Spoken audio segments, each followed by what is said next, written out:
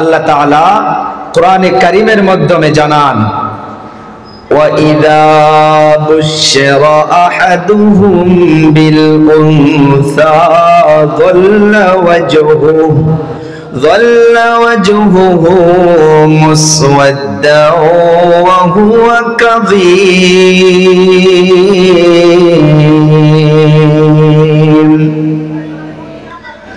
আল্লাহ রাব্বুল আলামিন বলেন, কোন সময় মানুষকে যদি এটা খবর দেওয়া হইতো, ও মা ও বাবা, আপনার স্ত্রীর গর্ভের মাধ্যমে কন্যা সন্তান জন্ম হবে, বুশিরা আহাদুহুম বিল উনসা যাল্লা ওয়াজহুহু মুসওয়াদ্দাও ওয়া হুয়া কাযীম, তাদের চেহারা কালো হইয়া যাইতো, মলিন হইয়া যাইতো, টেনশনে পড়ে যাইতো, আহারে আমার বাড়ির ভিতরে কন্যা সন্তান জন্ম হবে, এর থেকে আর খারাপ কথা হইতে পারে না। তাদের চেহারাটা কালো হইয়া যাইতো, টেনশনে পড়ে যাইতো। হাজারো ঘটনা শুনেছি রে বাবারা, বন্ধুরা, এমন ভাবে কন্যা সন্তান যদি জন্ম হয়ে যাইতো, তাদেরকে জীবিত দরগোর করত। একজন যুবক, উনি বিবাহ করার পর উনি ওই সময় ইসলাম কবুল করে নাই। ইসলাম কবুল করার পর আমার আপনার নবীর দরবারে এসে বার কান্না করে, ইয়া রাসূলুল্লাহ, ইয়া হাবিবাল্লাহ, আমার জীবনে এমন একটা গুনাহ হয়ে গিয়েছে, আজ পর্যন্ত সে গুনার কথা মনে পড়লে আমি থাকতে পারি না, আমার অন্তরটা ফেটে যায়, আমার বুক ভরা কান্না আসে। ইয়া রাসূলুল্লাহ, আমাকে কি আল্লাহ মাফ করবেনি? আমার আপনার নবী সাল্লাল্লাহু আলাইহি সাল্লাতু ওয়াস সালাম বলে, ওরে সাহাবী, তুমি যতই বড় গুনাহ করো না কেন, তুমি যখন পড়ে নিয়েছো লা ইলাহা ইল্লাল্লাহু মুহাম্মাদুর রাসূলুল্লাহ, যখনই তুমি পড়েছো এই কালেমা, আল্লাহ তাআলা তোমার জীবনের গুনাহ খাতাকে মাফ করে দিয়েছে। ওই সাহাবীর কান্না বন্ধ হয় না, ওই সাহাবী আরো কান্না করতে আছে। আমার আপনার নবী বলে, ও সাহাবী, কেন এত তুমি কান্না করো? তুমি বলো তোমার জীবনে কি গুনাহ হয়েছে? ওই সাহাবীজন বলা শুরু করলো, ইয়া রাসূলুল্লাহ, আমি যখন বিবাহ করেছি, বিবাহ করার পর আমার গর্ভধারিণী স্ত্রীকে রেখে আমি তিজারতের জন্য, কারবারের জন্য চলে গিয়েছিলাম। আমি আমার স্ত্রীকে এটা ওসিয়ত করেছিলাম যে আমি ঘুরে আসার আগে যদি কন্যা সন্তান জন্ম হয়, ওনাকে জীবিত কবর দিবা, মেরে ফেলবা, আর যদি ছেলে জন্ম হয় তাকে শিক্ষা দিবা, তাকে আমার মতো করে বড় করবা। ও বাবারা, বন্ধুরা, এই ওসিয়ত করে উনি নাকি চলে গিয়েছিল। আমার আপনার নবীকে বলতেছে, নবী প্রশ্ন করে, বলে তারপর কি হয়েছে? বলে, হুজুর, আমি যখন সফর থেকে অনেক বছর পর চলে এসেছি, তারপরের ঘটনা শুনুন। আমি বাড়িতে চলে আসলাম, বাড়িতে চলে আসার আগে এদিকে ওই যে মা, পৃথিবীর জমিনে কোন মা এটা চায় না, পারে না, সন্তান কালো হইতে পারে, অন্ধ হইতে পারে, ল্যাংড়া হইতে পারে, কোন মা আপন ছেলে হোক বা মেয়ে হোক তাকে জিন্দা দরগর বা মেরে ফেলতে বা কষ্ট দেওয়ার জন্য কোন মা এইটা পারে না। ওসিয়ত করে চলে গেল স্বামী। স্বামী ফিরে আসার আগে বাড়ির মাধ্যমে আল্লাহ তাআলা একটা কন্যা সন্তানে দিয়েছে। মা ওই কন্যা সন্তানটাকে লালিত পালিত করে বড় করা শুরু করেছে। বড় হচ্ছে, লাহে লাহে বড় হচ্ছে। অনেক বছর পর ওনার স্বামী বাড়িতে আসতেছে। মা মনে করেছিল এনার আব্বু যখন এসে যাবে আমি তার আগে অন্য বাড়ির মাধ্যমে রেখে দেব। এমন অবস্থায় ওই সময় তো মোবাইল ছিল না রে বাবারা বন্ধুরা, খবর দেওয়া যাচ্ছিল না। অজগবে আচানক একদিন ওই কন্যা সন্তানের বাবা বাড়ির মাধ্যমে চলে আসছে। এই মেয়েটা বাড়ির বাহিরে খেলাধুলা করতেছে।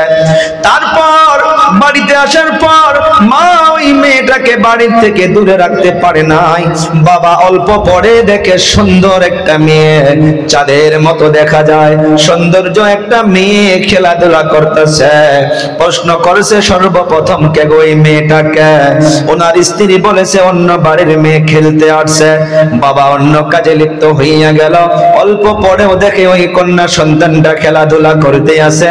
এই বাবা তখন আবার স্ত্রীকে বলে, হাগো এত সুন্দর দেখা যায়, কার বাড়ির এইটা মেয়ে হবে?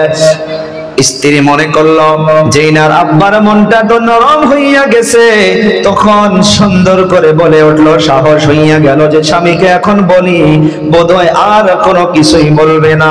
তখন স্ত্রী বলে উঠলো, ওগো পানের স্বামী গো শুনুন, এই যে চাঁদের মতো মেয়েটা, এটা অন্য কারো নয়, এই মেয়েটা হইতেছে আপনার। যখনই বলল আপনার মেয়ে, কিতাবের পৃষ্ঠা সাক্ষী দিতেছে, বাবার চোখগুলা বড় বড় হইয়া গেল, লাল হইয়া গেল, গোসা হইয়া গেল। মনে মনে কাপড়ের নিচে একটা কোদাল বা একটা খন্তি নিয়েছে, আর মেয়েটাকে ওনার স্ত্রীকে বলল, ওকে সাজিয়ে দাও, আমি অন্য জায়গায় ঘুরতে যাব। ছোট মেয়ে জাস্ট খালি জবান থেকে আব্বু আব্বু ডাকটা বাহির হচ্ছে। ওই মেয়েকে নিয়ে রওনা হইয়া গেল। অনেক দূর যাইতেছে যাইতেছে, রোদ উঠে গিয়েছে, রোদ্রুর বেলা। এক জায়গায় দাঁড় করে দিয়া বাবাটা ওই খন্তি দিয়া একটা কুয়া বা একটা বড় একটা গর্ত করতেছে। মেয়েটা বাবাকে বারবার বারবার প্রশ্ন করে, ও আব্বু জান, এই গরমের মধ্যে রোদ্রের মাধ্যমে এত কেন কষ্ট করেন? মেয়েটাকে বলে, রে মা অল্প দূরে বল, দেখবি এখানে কি বাহির হয়। আবার খোঁড়া খোঁড়া শুরু করছে, দাড়ির মাধ্যমে মাটি লেগে যায়। কিন্তু মনে রাখবেন, ওইজন ব্যক্তি ওই সময় ইসলাম কবুল করে নাই। ইসলাম কবুল করার আগের ঘটনাটা এরকম ছিল, ওই কন্যা সন্তানটা গিয়ে দাড়ির থেকে মাটি ফালাইয়া দেয়, মাটি সাফাই করে দেয়। করতে করতে করতে করতে যখন খুদান করা হইয়া গেল, খোরা হইয়া গেল, ওই কন্যা সন্তানটাকে ডাক দিয়েছে, ও মা আয় আয় দেখ এখানে কি বাহির হচ্ছে। ছোট বাচ্চা বোঝে না, দৌড়ে চলে আসলো। আসার পর তখন যখনই দেখার জন্য বলেছে, ছোট মেয়ে যেমন করে নজরটা কুয়ার দিকে তাকাইয়া দিছে, রে বাবা আপন বাবা হইয়া মেয়েটাকে ধাক্কা মেরে কুয়ার মাধ্যমে ফালাইয়া দিছে। ফালাইয়া যাওয়ার পর মেয়েটা বাবা বাবা করে চিৎকার মারতেছে, ও আব্বু জান আমাকে মেরো না, জীবনে বাবা বলে আপনার মেয়ে বলে পরিচয় দেব না, আমাকে শেষ করিও না, আমি অনেক দূরে চলে যাব রে আব্বু জান, আমাকে মেরো না। আল্লাহর নবীকে এই ঘটনাটা এই সাহাবীজন বলতেছে, হুজুর আমার কন্যা সন্তানকে আমি এমন ভাবে কুয়ার মাধ্যমে ফালাইয়া দিছি, আমার মেয়ে বারবার বারবার আমাকে আব্বু আব্বু বলে ডাকছিল, আমার দিলের ভিতরে অল্প মোহাব্বত আসে নাই। অবশেষে আমি একটা পাথর উঠাইয়া ওই কুয়ার মাধ্যমে মেয়েটার উপরে ফালাইয়া দিছি। অবশেষে আব্বা বলে একটা ডাক যে দিয়েছিল, তারপর আর কোনো শব্দ পাই নাই, শব্দ পাই নাই। ও হুজুর, আজ পর্যন্ত ওই বাবা ডাকটা আমার কানের মাধ্যমে আমাকে যেন অস্থির করে দেয়। ইয়া রাসূলুল্লাহ, আমাকে বলুন, এত বড় একটা গুনাহ করার পরে আমার আল্লাহ আমাকে মাফ করছেন? নবী আমার চেহারাটা ফিরাইয়া নিল, নবীর চোখের মাধ্যমে পানি টলমল শুরু হইয়া গেল। নবী তো আগে সার্টিফাই দিয়েছে, তুমি জীবনে হাজারো গুনাহ করতে পারো, তুমি কলেমা পড়ে যদি মুসলমান হইয়া গেছো, আল্লাহ তোমার সব গুনাহ খাতা মাফ করেছে। কিন্তু এই ঘটনাটা শোনার পর নবীও ঝরঝর করে কান্না শুরু করে দিয়েছে। নবী আমার হাদিসে মুবারাকার মাধ্যমে, ও মা আমার অনেকগুলো বোন ভাগ্নিও কি জানি মাহফিলের মাধ্যমে এসেছেন। ওরে মা, ও আমার বোন ভাগ্নি, আপনারাও শোনেন, নবী আপনাদের সম্মান দিয়েছে, নবী আপনাদের মর্যাদা দিয়েছে, নবী আপনাদের ইজ্জত দিয়েছে রে মা।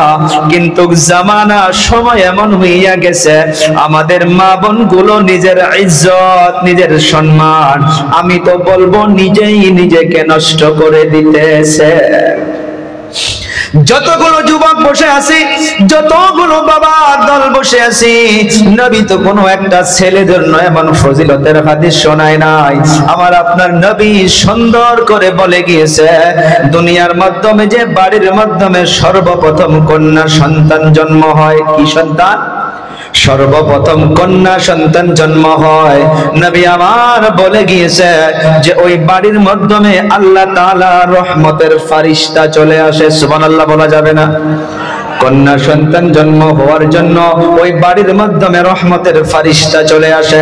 ফারিস্তা চলে আসার পর ওই বাড়ির মানুষকে বলে, আসসালামু আলাইকুম ইয়া আহলাল বাইত।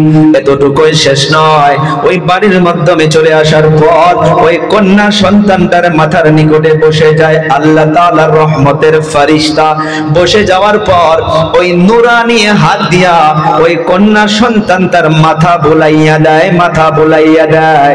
আর নবী আমার বলে গেল যে এই কন্যা সন্তানটাকে এর মা বাবা, আত্মীয় স্বজন, বিশেষ করে মা বাবার জন্য বলা হচ্ছে এই মেয়েটাকে সুন্নত অনুযায়ী লালিত পালিত করবা, বড় করবা, তারপর সুন্নত অনুযায়ী যদি বিবাহ দিয়া দিতে পারে, আমি আল্লাহর নবী হইয়া বলে গেলাম এই কন্যা সন্তান আর এই কন্যা সন্তানের মা বাবার জন্য আল্লাহর জান্নাত ওয়াজিব হইয়া যাবে। সুবহানাল্লাহ বলা যাবে? আলোচনা বোঝা যাচ্ছে তো কি বলছি? একটা কন্যা সন্তান যে বাড়ির মাধ্যমে সর্বপ্রথম হবে, তার জন্য এত ফজিলত। সাহাবা কেরাম দাঁড়াইয়া গেল, ইয়া রাসূলুল্লাহ, ইয়া হাবিবাল্লাহ। একটা কথা মনে রাখবেন, স্মরণ রাখবেন, সাহাবা কেরামদের টার্গেট দুনিয়া ছিলেন না, তাদের টার্গেট ছিলেন জান্নাত, জান্নাত, জান্নাত। একজন সাহাবী দাঁড়াইয়া গেল, ইয়া রাসূলুল্লাহ, ইয়া হাবিবাল্লাহ, যার বাড়ির মাধ্যমে দুটা কন্যা সন্তান হবে, ওই তাদের ফজিলত কি হবে? নবী আমার বলে গেল, মান আলা জারিয়াতাইনি হাত্তা তাবলুগা জাআ ইয়াউমাল কিয়ামাহ আনা ওয়া হুয়া কাহাতাইনি ওয়া দাম্মা আসাবিআহু। সুবহানাল্লাহ বলি।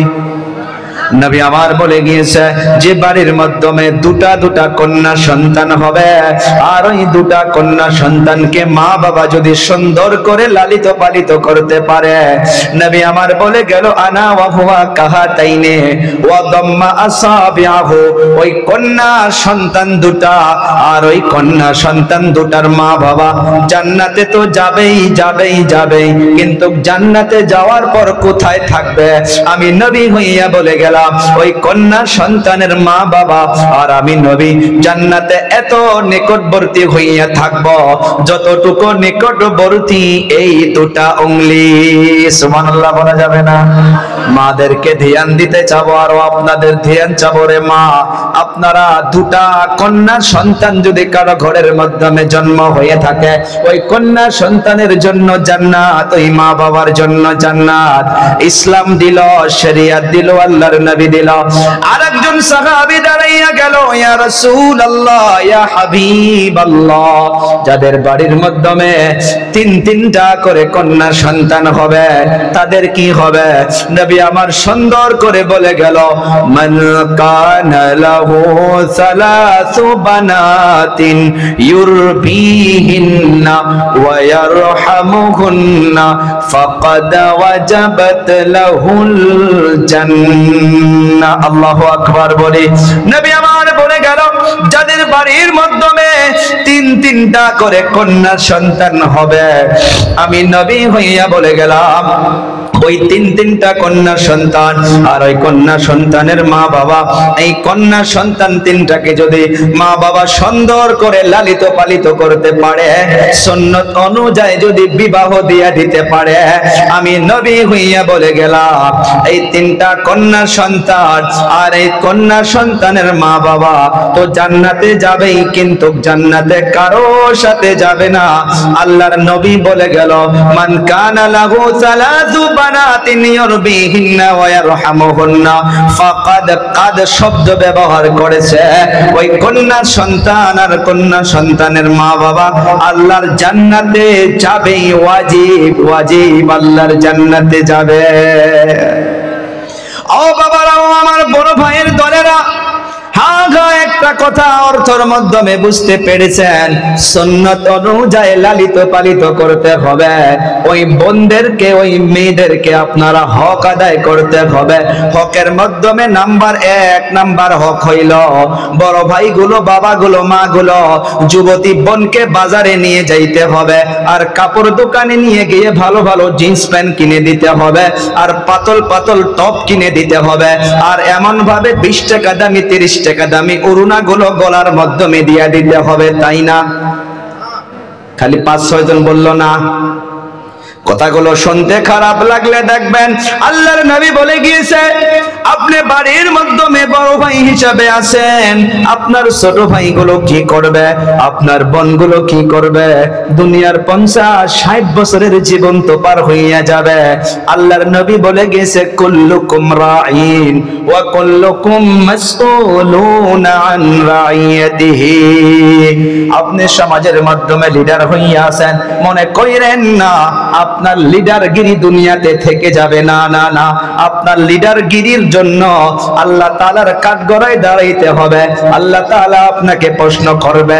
আজকে সবার সভাপতি যিনি আছেন, আপনাকে আল্লাহ তাআলা সবার বিষয় প্রশ্ন করবে।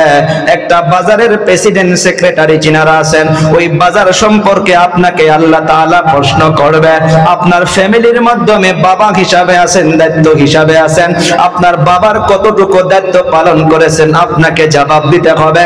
আপনি বড় ভাই হিসাবে ফ্যামিলির মাধ্যমে আছেন, আপনার বোন ভাগ্নি গুলো কি করতেছে রে বাবা, আপনাকে আল্লাহর কাঠগড়ায় দাঁড়াইয়া দাঁড়াইয়া একটা একটা জবাব দিতে হবে, না দেওয়া লাগবে না? এত ফজিলত, আমাকে আপনাকে দায়িত্বগুলো পালন করে যাইতে হবে, আমাকে আপনাকে ফ্যামিলিতে দেখভাল করতে হবে। এই যে সমাজের মাধ্যমে রে বাবা, এমন ভাবে আমার আপনার সমাজগুলোকে ঠিক করতে হবে। মা বোনদেরকে এত ফজিলত আল্লাহ তাআলা দিল, তোমাদের এত সম্মান আল্লাহ তাআলা দিল, কিন্তু তারপরে ওরে মা, আপনারা কেমন ভাবে চলাফেরা করতেছেন নিজে অল্প চিন্তা করে দেখেন। যুবকদেরকে বলি রে বাবা, এই যে দুনিয়ার মাধ্যমে একটা ভাই সাউন্ড বাড়ান তো, অল্প দূর থেকে টানছে না। দুনিয়ার জমিনে ফ্যামিলির মাধ্যমে রে বাবা সুখ শান্তি কোথায় থেকে আসবে? স্বামী স্ত্রীর সম্পর্কটা অনেকে আমরা মনে করি যে বিবাহের পর আমি আপনি নেক সন্তানের নিয়ত করব, ইরাদা করব, না রে বাবা না। স্বামী স্ত্রীর সম্পর্কটা এটা ডাইরেক্ট একটা জান্নাতি সম্পর্ক। দুনিয়ার মাধ্যমে সর্বপ্রথম স্বামীর নাম কি গো বলতে পারবেন? বাবা আদম। বলি কে? নাম বলি কে? আদম। সর্বপ্রথম স্ত্রী আম্মা জান হাওয়া আলাইহিস সালাম। আল্লাহ তাআলা এই স্বামী স্ত্রীর সম্পর্কটা জান্নাতি সম্পর্ক বলে বলেছে। এটা জান্নাতের সম্পর্কে রে বাবা। জান্নাতের মাধ্যমে আল্লাহ তাআলা আদমকে বানাইলেন। আদমকে বানানোর পর জান্নাতের মাধ্যমে আদমকে আল্লাহ তাআলা বসায়া রাখছে। আদম নবী একা একা একা একা বসে বসে মাথা খুঁজায়, টেনশনে পড়ে আছে।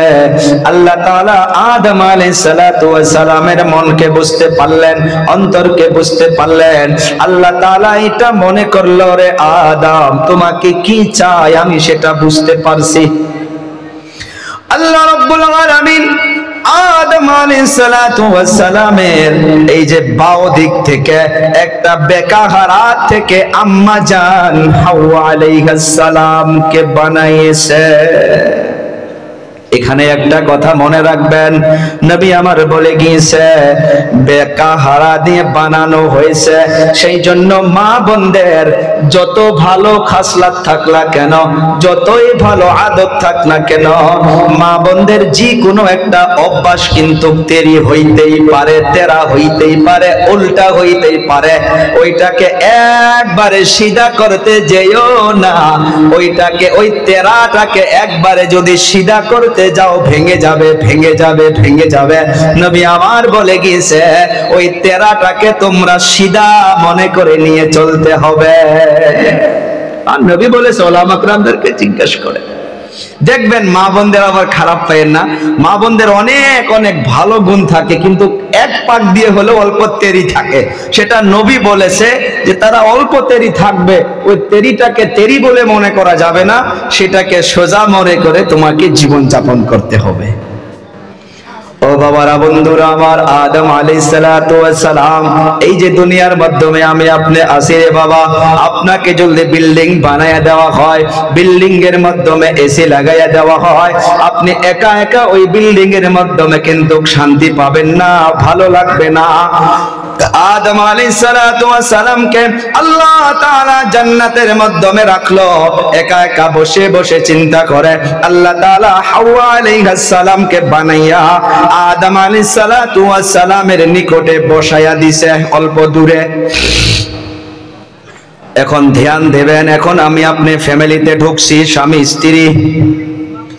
আদম আলাইহিস সালাতু ওয়াস সালামের নিকটে যখন হাওয়া আলাইহিস সালামকে বানায়া রাখা হলো, আদম আলাইহিস সালাতু ওয়াস সালাম হাওয়াকে দেখার পর ডাইরেক্ট আদম হাওয়ার দিকে হাত বাড়াইতে গেল, হাত বাড়াইতে গেছে, হাওয়াকে হাত লাগাবে। আদম নবী, আল্লাহ তাআলা বলল দাঁড়া, এখনই হাত লাগানো যাবে না, যাবে না। ও আল্লাহ, কি করতে হবে? আল্লাহ তাআলা আদমকে বলল রে আদম, এর জন্য বিবাহ করতে হবে, আর বিবাহর আগে তোমাকে হাওয়ার জন্য মহরানা দিতে হবে। কথা মনে রাখবেন, মহরানা, এটা নিয়ে কিছু আলোচনা করব। সমাজে অনেক খারাপ চলতেছে, আর বিবাহর পর তো আমরা চিন্তা করি হুজুর ফ্যামিলিতে শান্তি নাই, স্বামী স্ত্রী ঝগড়া শেষ হয় না, ছেলে বাবাকে মানে না, মা মেয়ের সঙ্গে ঝগড়া করে, কোন জায়গা থেকে ভুলগুলো হয়ে আসতেছে এগুলো তো আমরা একবারের জন্য চিন্তা করি না। আদমকে বলল তুমি মেয়েদেরকে, তোমার স্ত্রীকে তুমি মহরানা দাও, দেন মোহর দাও। আদম নবী বলে ও আল্লাহ, আমার কাছে তো দেওয়ার মতো কোনো কিছুই নাই। আল্লাহ বলে তাহলে কেমনে হবে? এমনি তো হাত লাগানো জায়েজ হবে না। আল্লাহ তাআলা রাস্তা বাহির করে দিল রে আদম, আখিরি জামানায় আমি আমার হাবিবে কিবরিয়া, আমি আখিরি পয়গম্বরকে যে পাঠাবো, ওনার উপরে কয়েকবার তুমি দরুদ শরীফ পড়ে দাও, এইটাই তোমার বিয়ার জন্য দেন মোহর হয়ে যাবে। সুবহানাল্লাহ বলা যাবে না? আরে আমার আপনার নবীর উপরে আদম নবী দরুদ শরীফ পড়েছিল, এইটাই ছিল আদমের মহরানা। এর থেকে মুহাদ্দিসিনে কিরাম নোকতা বাহির করেছে রে যুবক, তুমি বিবাহ যে করতে যাবা, তুমি বিবাহ করার আগে তোমার শ্বশুর বাড়ির থেকে বাইক দিবে না, বক্স পালেং দিবে না, আরো কি দিবে, এটা খেয়াল না করে তুমি তোমার স্ত্রীকে কত মহরানা দিবা সেটা তুমি ঠিক করো। না বুঝাইতে পারি নাই? সমাজে এগুলো আছে না নাই? ও বাবা, এগুলো আলোচনা হয় না রে বাবা। আমি মনে করি চিন্তা করবেন, ধ্যান দেবেন। আদম নবীকে আল্লাহ তাআলা এমনি তো বিয়ে জায়েজ করে দিতে পারতো, এমনি তো বলে দিতে পারতো রে আদম তোমার কাছে কোনো কিছুই নাই, এমনি বিয়ে হয়ে যাবে। না না, এটা দেখায়া দিছে যে দুনিয়ার মাধ্যমে আমার আপনার আব্বু জান হযরতে আদম উনি দেন মোহর ছাড়া স্ত্রীর শরীরে হাত লাগায় নাই। ওরে বাবা, আজকের তারিখে খারাপ মনে করবেন না, এমন ভাবে সমাজে খারাপ এটা চলিত হইয়া গেছে। আপনি ছেলেকে বিবাহ করাবেন, আপনি নাতিকে বিবাহ করাবেন, ওরে যুবক একটা কথা দেখা যাচ্ছে রে বাবা, যখন স্ত্রী তালাশ করা হচ্ছে ওই সময় থেকে ভুল ধারণা হচ্ছে। নবী আমার বলে গিয়েছে যে 4টা জিনিস মানুষ বিবাহের সময় তালাশ করে।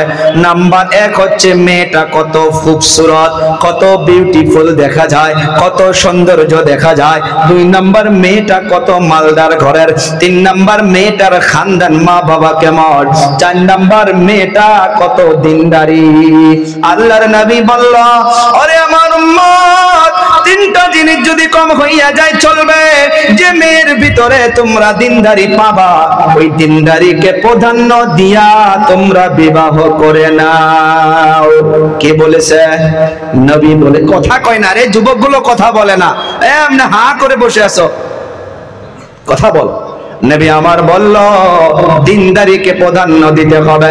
সমাজের মাধ্যমে দেখা যায় যে মেয়েগুলো নেকাব পরে পরে ঘোরে, যে মেয়েগুলো পর্দা করে করে ঘোরে, ওই মেয়েদের বিবাহ হইতে দেরি হয়। কথা কয় না। আর যে মেয়েগুলো সমাজের মাধ্যমে রে বাবা ঠোঁট না মোট কোনো কিছুই বোঝা যায় না, লিপস্টিকের উপরে লিপস্টিক আর কোনো কিছু দিয়া দিয়া যে পর্দা ছাড়া যেগুলো বেশি ঘোরাঘুরি করে নিজে মার্কেট করে ঘোরে, ওই মেয়েদের বিবাহ সমাজে আগে হইয়া যায়। কথা কয় না। ও বাবা, নবী আমার বলল দিনদারিকে প্রাধান্য দাও। যদি আমি আপনি নবীর কথা না মানি, দিনদারিকে প্রাধান্য না দিয়া যদি খুবসুরতিকে প্রাধান্য দেয়, তার ভিতরে দিনদারি নাই, দেখবেন ফ্যামিলিতে অশান্তি শুরু হইয়া যায়। এখন আপনারা বলবেন, ও হুজুর, যাদের মেয়েগুলো দিনদারি নয় তারা কেমন করে বিবাহ হবে? সেই জন্য তো মা বাবার দায়িত্ব রে বাবা, ছেলে হোক মেয়ে হোক, 5 বছর 7 বছর থেকে ছেলে মেয়েদেরকে নামাজের জন্য মা বাবার দায়িত্ব দাঁড় করাও। ও আমার বাবারা, বন্ধুরা, এই 4টা জিনিসের উপরে দেখে বিবাহ করতে হয়, দিনদারিকে ফলো করতে হবে। আমি আমার বোনদেরকে ভাগ্নিদেরকে বলে যাব, আমিও একটা 33 বছরের যুবক, সেই জন্য আবদার করে যুবকদেরকে, যুবতী বোনদেরকেও আমি আবদার করে বলে যাই, পর্দা করো রে বোন। ও আমার যুবক কলিজা টুকরা ভাইয়েরা, যেনারা বিবাহ করেছেন, আপনাদেরও কিছু মেসেজ সম্মুখে আসবে। যে যাও বিবাহতে হওয়ার আগে মেয়েকে পছন্দ হইয়া গেল, এখন চলি রে বাবা, আদম নবী যে দেন মোহর যে দেওয়ার জন্য দরুদ শরীফ পড়ল, আমার আপনার জন্য কিন্তু দেন মোহরের আলোচনা করা হয় না নাই গো? দুপক্ষ বসে বসে দেন মোহর নিয়ে আলোচনা করা হয়। দেন মোহর এমন ভাবে আলোচনা করা হয়, একটা জিনিস মনে রাখবেন, দেন মোহরটা মেয়ের পক্ষ থেকে চাইতে পারে, কিন্তু যখন মশওয়ারা হয় ওই বৈঠকে ওলামায়ে কেরাম যদি থাকেন, আমি আপনাদেরকে অনুরোধ করে বলে যাব, যখন তে হইয়া যাচ্ছে 3,10,101 টাকা দেন মোহর তে হইয়া গেল, কত? 3,10,101 টাকা দেন মোহর বাদলো।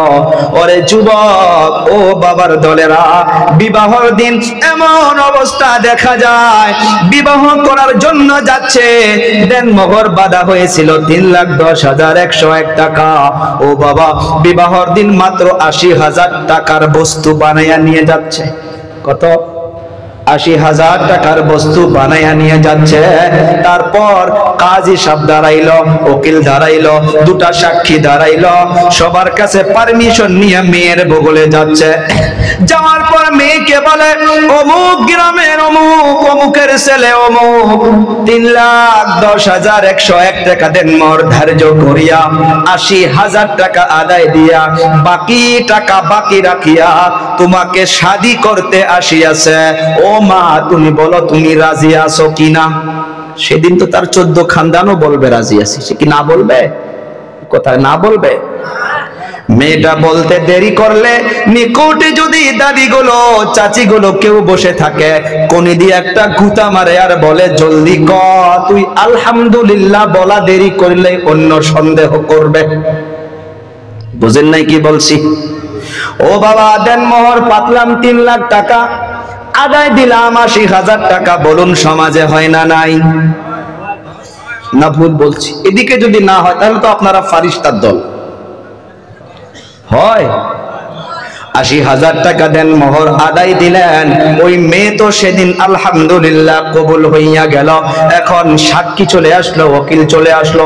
আমি বলতাছি না বিয়া হবে না, বিয়া হইল না সেটা বলছি না, বিয়া হয়ে গেছে, বিয়া হচ্ছে। কিন্তু এই যে বাকি দেন মোহরের বিষয় শরীয়ত কি বলে? ওখান থেকে চলে আসলাম। এখানে আসার পর ছেলের কাছেও যেটা বলা হলো, ছেলেও বলল হ্যাঁ ওনাকে আমি স্ত্রী হিসাবে কবুল করছি, বিয়া হয়ে গেল। ও বাবা, শরীয়ত বলতেছে, উলামা কেরাম বলতেছে, এমন অবস্থায় যদি স্বামীর আগে ইন্তেকাল হইয়া যায়, স্বামী দেনমোহর যে বাকি থাকলো, এই স্বামীকে জানাজা করানোর আগে, কবরে রাখার আগে ওই স্ত্রীর দেনমোহর স্বামীর গাড়ি বিক্রি করে, বাড়ি বিক্রি করে, ওই স্ত্রীর দেনমোহর আদায় দেওয়ার পর তাকে কবরে মাটি দাও। এই কথা আজ পর্যন্ত কেউ চিন্তা করছি? একজনও তো চিন্তা করি নাই। হ্যাঁ, দেনমোহর পাতলাম ৫ লক্ষ টাকা। কেন ৫ লক্ষ পাতেন? আপনি আদায় দিতে পারবেন ৫০,০০০, ৫০,০০০ই পাতেন। আদায় দিতে পারবেন ১.৫ লক্ষ টাকা, ১.৫ লক্ষই পাতেন। কিন্তু মা গুলো, বাবা গুলো চিন্তা করে, নাউজুবিল্লাহ, হাজারের মাধ্যমে ১-২ জন এমন মা বাবা আছে, যদি আমার মেয়ের সংসারটা না হয় তাহলে দেনমোহর পাবো, নাউজুবিল্লাহ। ওরে মা, ওরে বাবা, এগুলো চিন্তা যদি মা বাবা গুলো করে, কেমন ভাবে আল্লাহ নারাজ হবে না? কোন মেয়ের জন্য কোন মা কি চায় তার যেন সংসার ভেঙে যায়? বলুন চায় কি? তাহলে কেন এই লোড, এই টেনশনটা দুপক্ষের মানুষের মাধ্যমে নিতে হয়? আমি হাত জোর করে বলে যাই রে বাবা, এই সিস্টেমকে খতম করে দেয়। আবার কাজী গুলো একটা সিস্টেম বাহির করছিল, ৫ লক্ষ টাকা যদি দেনমোহর বাঁধা হয়, ওই দেনমোহর হিসাবের টাকাও নাকি টাকা দিতে হয়। দিয়েছেন তো আপনারাও? ওরকম যদি কাজী এলাকাও আছেন, এখনো বন্ধ করেন।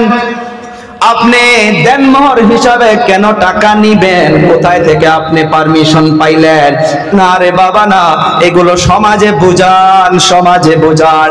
ও যুবক যারা বিবাহ করো নাই, সতর্ক হইয়া যাও। আল্লাহ তাআলা বলল তুমি দেনমোহর দাও, তুমি তোমার স্ত্রীকে দাও। তুমি ৩ লক্ষ টাকা বাকি রাখিয়া ওই বিবাহর রাত্রে রে বাবা তুমি 2টা বোলেরো গাড়ি নিয়ে গেছো। ওই বোলেরো গাড়ির মাধ্যমে তুমি একটা বক্স পালেং নিলা 40,000 টাকা দামি, আবার ডাউনলোড নিলা তুমি 40,000 টাকা দামি, আবার তুমি আরো কি কি শোকেস আলমারি নিম্নত 2 থেকে 2.5 লাখ টাকার বস্তু নিয়া তুমি বাড়িতে চলে আসতেছ। শরীয়ত বলছিল তুমি দাও, তুমি দাও, তুমি না দিয়া তুমি স্ত্রীর বাড়ির থেকে নিয়ে আসতেছ। আর অনেকগুলো গজবের যুবক আছে, বিবাহর আগে প্রস্তাব দেয় আমাকে বাইক লাগবে, আছে না নাই? ও বাবা বন্ধুরা, সমাজের মাধ্যমে যাদের টাকা পয়সা আছে, যাদের ধন দৌলত আছে, তাদের মেয়েদেরকে বিবাহ দেওয়ার জন্য টেনশন হয় না। অনেকগুলো বাড়ি এমন আছে রে বাবা, সেই জন্য গুনাহ হইতেছে সমাজে। পয়সা নাই, টাকা নাই, একটা রিওয়াজ হয়ে গেছে, মেয়েকে নিম্নত পালেং দিতে হবে, আনলা দিতে হবে, ডাউনলোড দিতে হবে। কোথায় পাবো?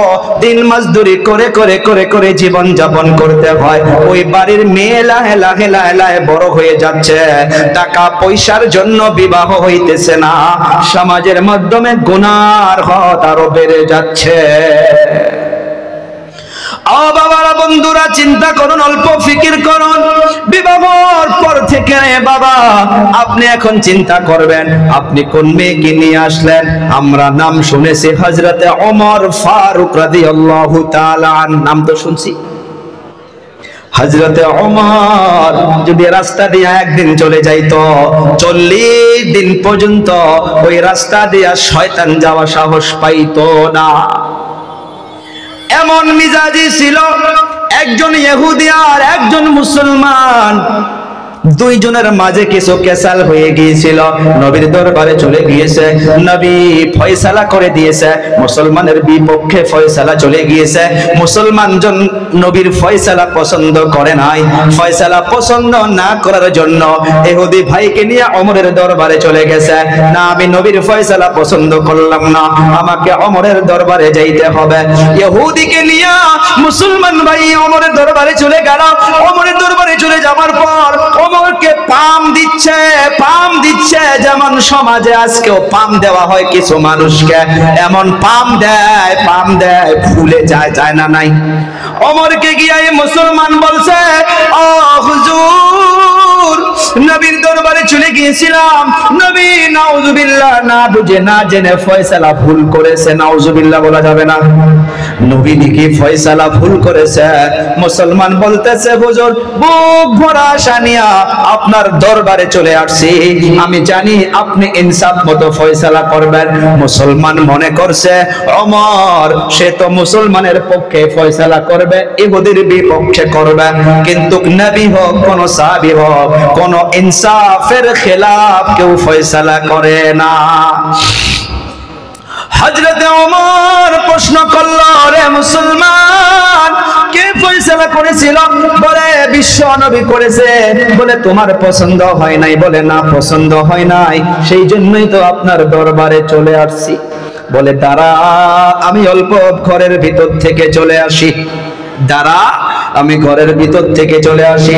ওমর ঘরের ভিতরে চলে গেল। যাওয়ার পর সবার থেকে যেটা বড় তলোয়ার ছিল, ধারওয়ালা তলোয়ার ছিল, ওই তলোয়ারটা আল্লাহু আকবার করে হাতের মাধ্যমে তুলে নিয়ে চলে আসছে। আর দেরি করে নাই, মুসলমানের সম্মুখে দাঁড়াইয়া গেছে। মুসলমানকে বলতাছে, রে যুবক, শোন, যে নবীর ফয়সালা কবুল না করে ওমরের দরবারে ফয়সালা নেওয়ার জন্য আসে, এই যে তলোয়ার ওমরের ফয়সালা হলো, তার এই জমিনে বেঁচে থাকা অধিকার নাই।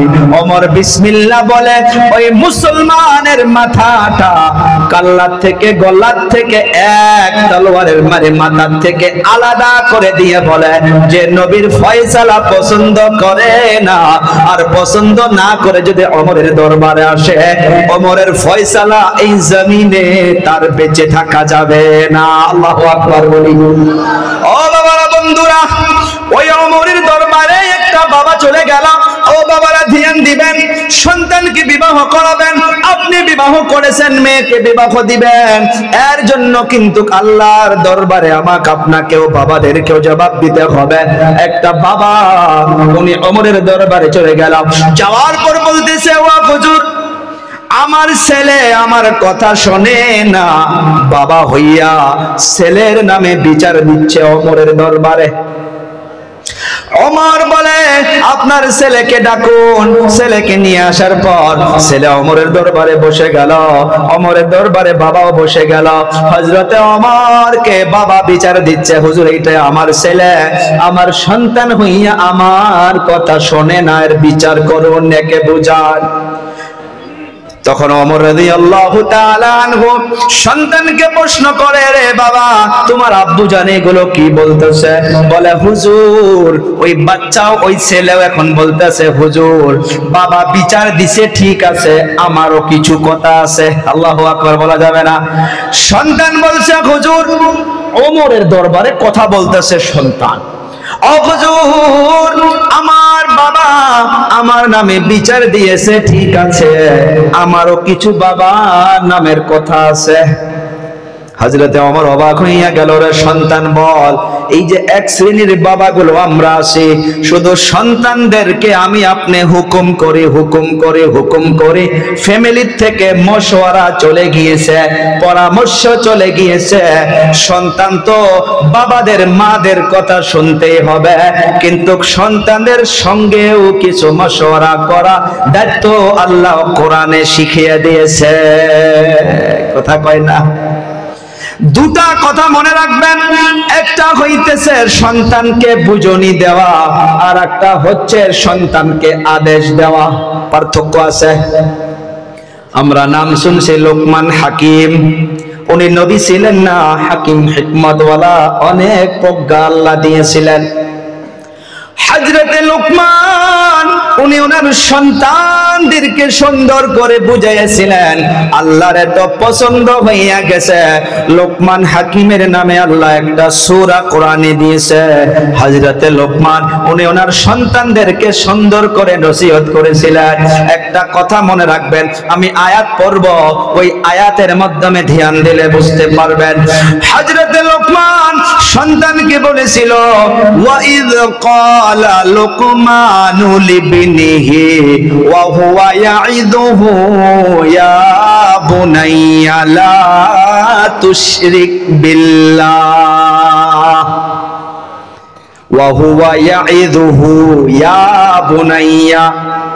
একটা হইতেছে হুকুম করা, আদেশ করা, আর একটা হইতেছে পরামর্শ করা, বুঝনি দেওয়া। লোকমান সন্তানকে সুন্দর করে বুঝনি দিচ্ছে, নসিহত করতেছে। আমি বাবাদেরকে বলে যাব, আপনার ছেলে কথা শুনতেছে না, আপনি আপনার ছেলেকে নরম ভাবে, সুন্দর ভাবে, যেমন ভাবে লোকমান বলেছিল, ইয়া হুয়া ইয়াইদুহু ইয়া বুনাইয়া, ও আমার আদরের ছেলে, ও আমার কলিজা টুকরার সন্তান। আজকে বাবাদের জুবান থেকে অনেকের রে বাবা সন্তানদেরকে মোহাব্বতের ডাকটা চলে গিয়েছে। আর ডাকটাও এই জন্য চলে গিয়েছে, সন্তান খারাপ রাস্তায় যাওয়ার জন্য বাবাগুলো বলে যে না, তার কথা আমাকে আর বলিস না। মায়ুস হওয়া যাবে না, ভেঙ্গে পড়া যাবে না। সন্তানকে আপনি বলেন, এ বাবা অনেক দিন ধরে একসঙ্গে খানা খাই না, বাবারে রাত্রবেলা আজকে বাজার থেকে জলদি আসিস, তোর মা আর আমি আর তুমি রে বাবা একসঙ্গে বসে খানা খাবো। একদিন এই পরামর্শটা সন্তানকে বলে দেখেন, সন্তান কি বলে। বলতে বলতে একদিন আপনার সঙ্গে যখন বসে যাবে, আপনি লোকমান হাকিমের মতো সন্তানকে সুন্দর করে বলেন, ও বাবা আমার কলিজা টুকরা ছেলে, দেখ রে বাবা, তোর জন্য আমি এত কষ্ট করি রে ছেলে, তোর জন্য দোকান করি, তোর জন্য কামলা খাটি, তোর জন্য বাড়ি করতেছি, তোর জন্য গাড়ি করতেছি। এ বাবা, তুই বাজারের মাধ্যমে জোয়ার আড্ডায় বসিস না, তুই ড্রাগস সেবন করিস না, তুই মদের আড্ডায় যাস না। এ বাবা, আমি মরে যাব, দেখ তোর মা দৈনিক তোর জন্য কান্না করে, আমি দেখ তোর টেনশনে টেনশনে শুকে যাইতেছে রে বাবা, তোর মায়ের চেহারার দিকে দেখ, টেনশনে টেনশনে শুকে যাইতেছে।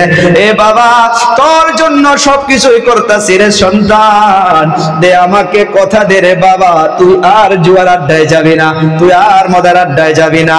আর যদি বলা হয় কোথায় তোমার ছেলে, ওকে নিয়ে আসো, ওকে পিটনা দিব, ওকে মারবো, ও বাবা সময় ওইটা নাই। ধমক দিতে দিতে দিতে দিতে ছেলেগুলো জিদ করে করে আরো খারাপ হয়ে যাচ্ছে। লোকমান সুন্দর করে ইয়া বুনাইয়া, এই ইয়া বুনাইয়ার ব্যাখ্যা যদি খোলা যায়, তাফসীর খুললে ইয়া বুনাইয়ার মাধ্যমে কতগুলো জিনিস লুকাইয়া আছে। ও আমার আদরের ছেলে, ও আমার কলিজা টুকরা, ও আমার নয়নের মণি, ও আমার সবকিছু।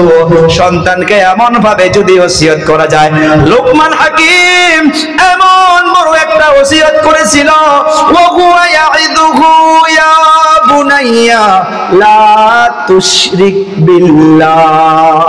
কত বড় ওসিয়ত করলেন, নসিহত। ও আমার আদরের ছেলে, আল্লাহর সঙ্গে কাউকে শরীক করিও না। ছেলেকে বাবা মেসেজ দিতেছে, আল্লাহর তাওহীদকে বোঝাচ্ছে, আল্লাহর একত্ববাদীর কথা বোঝাচ্ছে, লা তুশরিক বিল্লাহ। আগে বলছে ইন্নাশ শিরকা লাযুলমুন আযীম।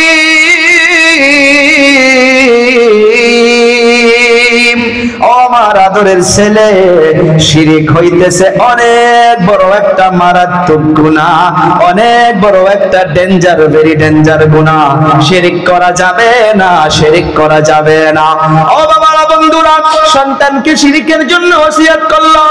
আল্লাহ তাআলা কোরআনের মাধ্যমে অন্য জায়গায় জানান, ইন্নাল্লাহা লা ইয়াগফিরু আইয়ুশরাকা বিহি ওয়া ইয়াগফিরু মা দুনা যালিকা লিমান ইয়াশা।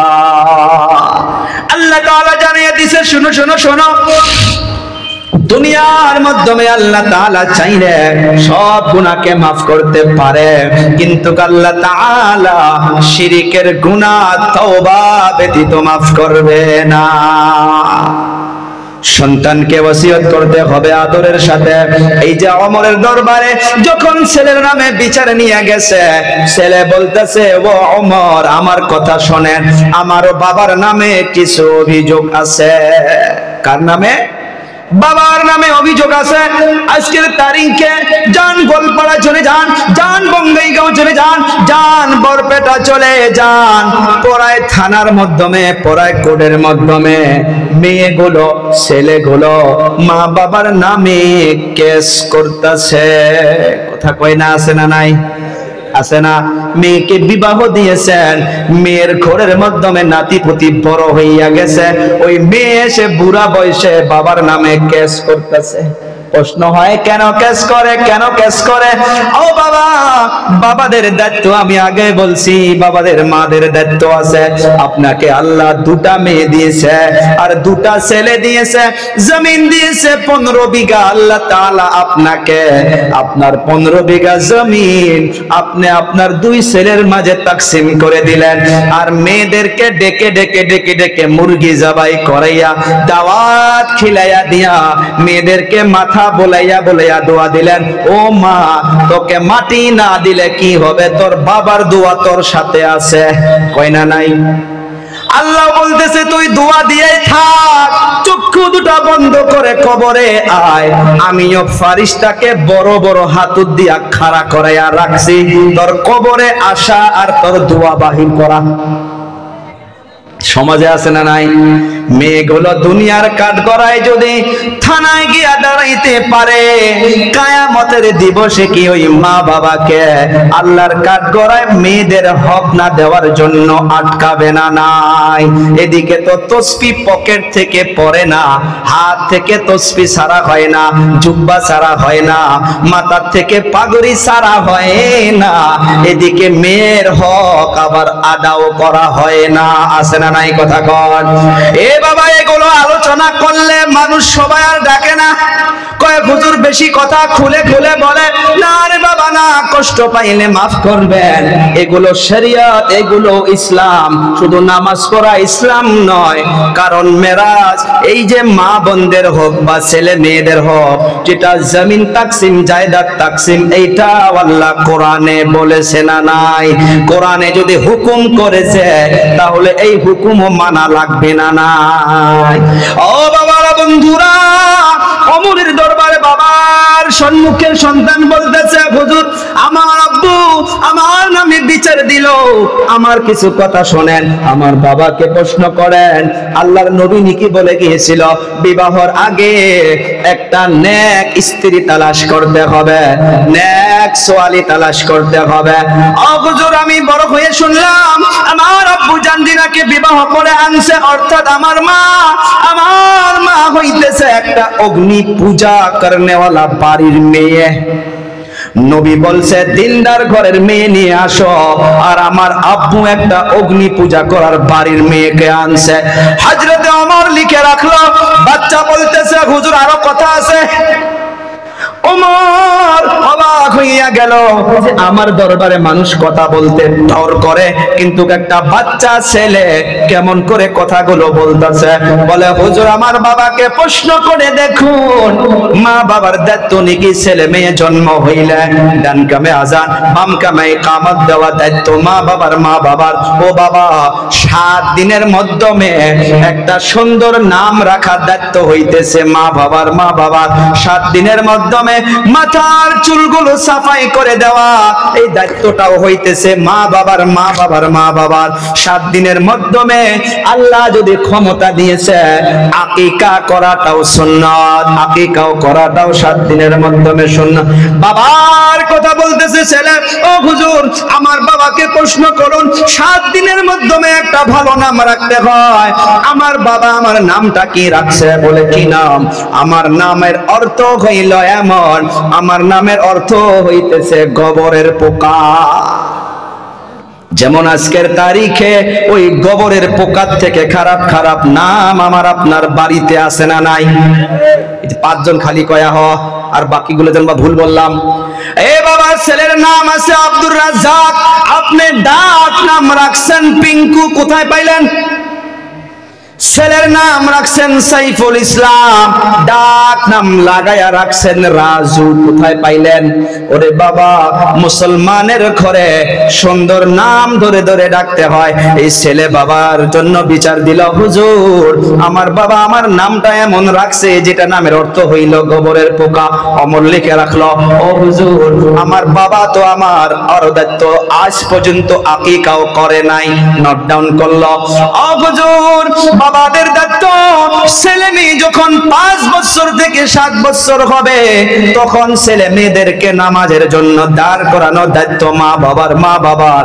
10 বছর বয়সে যদি ছেলে মেয়ে নামাজ না পড়ে, ওই মা বাবাকে শরীয়ত হুকুম দিল লাঠি দিয়া নয়, 10 বছরের বাচ্চাকে লাঠি দিয়ে মারা যাবে না, হালকা ফুলকা হাতের দ্বারা হালকা ফুলকা ধমক দেওয়া লাগবে।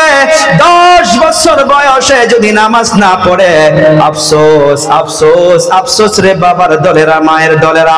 বাবার বয়স হইয়া গেছে 40, মায়ের বয়স হইয়া গেছে 35, আজ পর্যন্ত এই মাথাটা আল্লাহর কুদরতি কদমে লাগাই নাই। ছেলে গোয়ালপাড়া কলেজে পড়ে, বরপেটা কলেজে পড়ে। ছেলে 20 দিনের ছুটিতে বাড়িতে আসছে। ছেলে 20 দিনের ছুটিতে বাড়িতে আসার পর 3 দিনের জন্য নেশাবে চলে গিয়েছে, জামাতে চলে গিয়েছে। জামাত থেকে যখন বাড়িতে আসলো, বাড়িতে আসার পর ছেলে তো নামাজে যায়, বাবা তো নামাজে যায় না। জামাতের মানুষগুলো ছেলেকে ঘেরো করে নিয়েছে। এ বাবা, আল্লাহ তোমাকে আরো ভালো মানুষ করুক, আল্লাহ তোমাকে বড় মানুষ করুক, তোমার জেহেন শক্তি বাড়ায়া দেখ। এ ছেলে, ও বাবা তুমি বাড়িতে যাও, তোমার বাবাকে গিয়া অল্প বুঝাও। তোমার বাবা একদিনের জন্য মসজিদে আসে না, তুমি গিয়ে তোমার বাবাকে বুঝাও।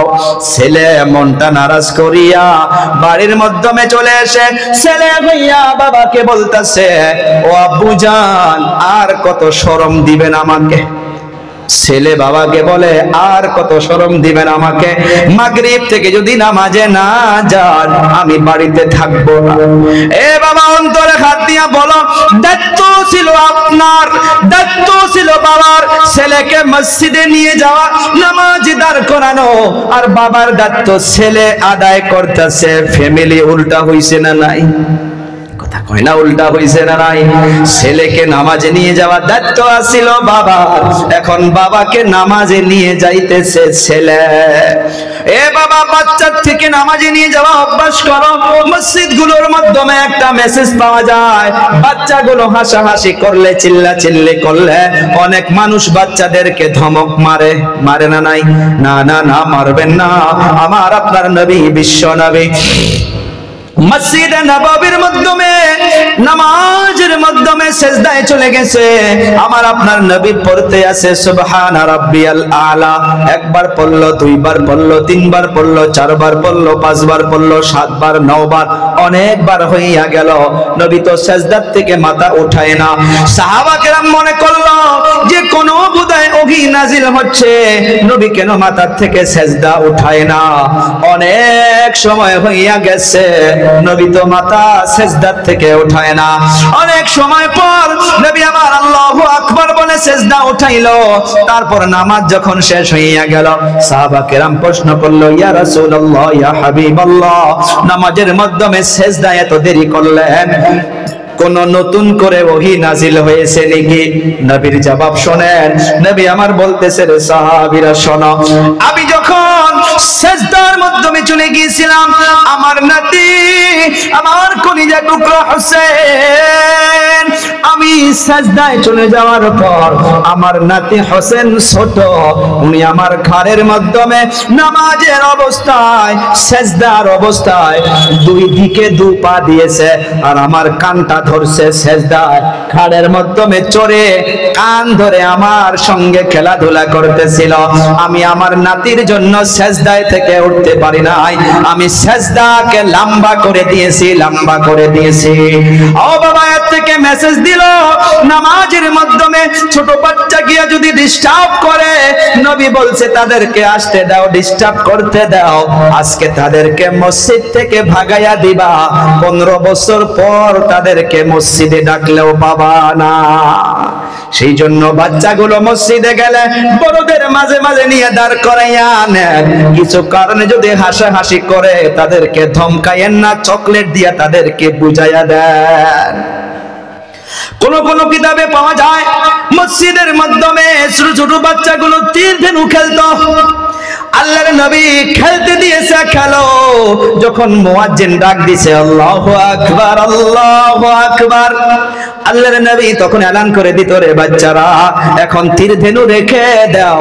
দেখো ওই সাহাবা কেরাম গুলো কেমন ভাবে ওযু করে, তোমরাও এমন ভাবে ওযু করো, তারপর নামাজে এমন ভাবে দাঁড়াইয়া যাও। খেলাও হইয়া গেল, বাচ্চাদের নামাজের ট্রেনিং হইয়া গেল। মনটা বহল করতে হবে, মনটা নরম করতে হবে রে বাবা। ইসলামটা শব্দের মাধ্যমে নয়। যে যাই হোক, আমি বলতেছিলাম এই যে সন্তান বাবার নামে যখন ওমরের দরবারে বিচার দিল, ও হুজুর আমার বয়স 16 বছর পার হইয়া গেল, আল্লাহ এবং আল্লাহর রাসূলের পরিচয় আমার বাবা একবারের জন্য আমাকে শেখায় নাই। ওমরের মাথা গরম হইয়া গেল। হযরতে ওমর বাবাকে একটা ধমক মেরে দিল, যাও যাও যাও, আগে গিয়া সন্তানের হক গুলোকে আদায় করো, তারপর সন্তানদের নামে তুমি বিচার দিতে আইসো। ওরে বাবারা, বন্ধুরা, আমি বলতেছিলাম যে বিবাহর আগে একটা নেক স্ত্রী তালাশ করতে হবে। নেক স্ত্রী হয়ে যাওয়ার পর দেনমোহরের কথা আপনাদেরকে টাচ করে গেলাম। সমাজে চিন্তা করো, দেনমোহর বাকির সিস্টেমটা বন্ধ করে দেন, এগুলো আলোচনা উঠান যে বাকি দেনমোহর রাখা যাবে না। রাজি হইলে হন, না হলে বিবাহ ক্যান্সেল করেন, দেনমোহরকে ক্লিয়ার রাখেন। এখন হইতেছে ফ্যামিলি মিটার, বিবাহ হইয়া গেল। বিবাহ হওয়ার পর একটা সুখময় ফ্যামিলিকে আমি আপনি কেমন করে বানাবো, কেমন করে বানাবো? সুখময় ফ্যামিলির জন্য নাম্বার 1 হইতেছে স্যাক্রিফাইসের মানসিকতা থাকতে হবে। আজকের তারিখে আগের দাদাদের টেনশন নাই, দাদিদের টেনশন নাই, এনাদেরকে দেখবেন এখনো বিকাল বেলা বুড়া বুড়ি চেয়ার নিয়ে বসে ওই আগের মতো খুশির গল্প করে। ফেজাল হইতেছে আজকের তারিখে আমাদের মতো যুবকদের।